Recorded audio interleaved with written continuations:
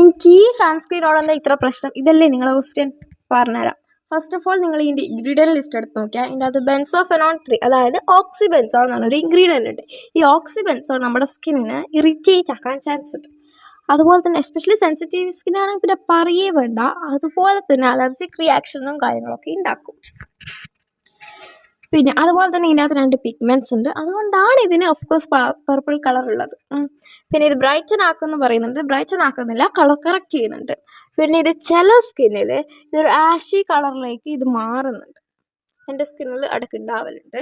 ഇതിൻ്റെ അകത്ത് അവോബെൻസോൺ ഉണ്ട്. ഈ അവോബെൻസോണിനെ സ്റ്റെബിലൈസ് ചെയ്യാനായിട്ടുള്ള ഫോട്ടോ സ്റ്റെബിലൈസിങ് ഫിൽറ്റേഴ്സ് ഒന്നും തന്നെ ഇതിൻ്റെ അകത്ത് ഞാൻ കണ്ടില്ല. എനിക്ക് നോർമൽ ടു ഡ്രൈ സ്കിന്നാണ്. എൻ്റെ സ്കിന്നിൽ ഇത് കുറച്ച് ഹെവി ആയിട്ടാണ് ഫീൽ ചെയ്യുന്നത്. ബട്ട് എല്ലാവർക്കും അങ്ങനെയല്ല. സോ ഇതൊരു വേഴ്സ് സൺസ്ക്രീൻ ആണോ ചോദിച്ചാൽ ഓഫ് കോഴ്സ് നോട്ട്. ഇതിൻ്റെ അകത്ത് നയാസിനമൈഡ് ഉണ്ട്, ഹൈഡ്രേറ്റ് ഇൻഗ്രീഡിയൻസ് ഉണ്ട്, ബോഡി സ്പെക്ട്രം പ്രൊട്ടക്ഷൻ ഉണ്ട്, മൾട്ടിപ്പിൾ UV ഫിൽറ്റേഴ്സ് ഉണ്ട്, കളർ കറക്റ്റ് ചെയ്യുന്നുണ്ട്. ഇതൊക്കെ നോക്കുമ്പോൾ ഇത് നല്ല സൺസ്ക്രീൻ ആണ്. ബട്ട് മാർക്കറ്റിൽ ഇതിലും നല്ല സൺസ്ക്രീൻ ഉണ്ട്. That's it.